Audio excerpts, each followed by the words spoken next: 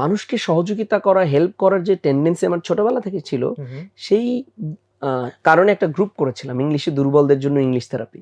আমি যা জানতাম সব ওখানে শেয়ার করতাম, আমার কন্টেন্টগুলো শেয়ার করতাম, আমি প্রতিদিন লিখতাম, ওদেরকে বিভিন্নভাবে এঙ্গেজ করতাম।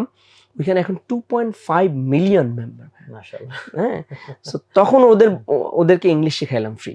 পুরো করোনার সময় 1 বছর 365 দিন এভরিডে রাত 10টা থেকে 11টা পর্যন্ত আমি লাইভে ক্লাস নিয়েছি। মানে করোনা শুরু থেকে এরা? না, করোনার মাঝামাঝি কিছুদিন পরে আর কি, কিছুদিন পরে, কয়েক মাস পরে যখন একটু শিথিল হলো। Every single day?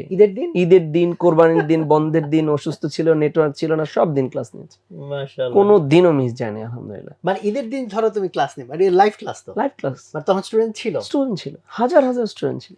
এবং আমি ঈদে কোরবানিতে বাড়ি যাইনি ওই সময়গুলোতে। ওয়াও। এবং আপনি এটা এই ভিডিওগুলো তো আছে এখনো, ওইখান থেকেই মূলত স্টুডেন্টরা আমার প্রতি আস্থা রেখেছে। তো তুমি মানে এটা কি তুমি একটা হিসেবে নিছো, মানে কমিটমেন্ট, যে চ্যালেঞ্জ, যে আমি টানা এতদিন ক্লাস নিব, এরকম কিছু? আমি সবকিছু চ্যালেঞ্জ হিসেবে নেই ভাই। ওকে। আমার চ্যালেঞ্জ অ্যাকসেপ্ট করি আর কি, যে না ঠিক আছে 1 বছর নিব আর কি।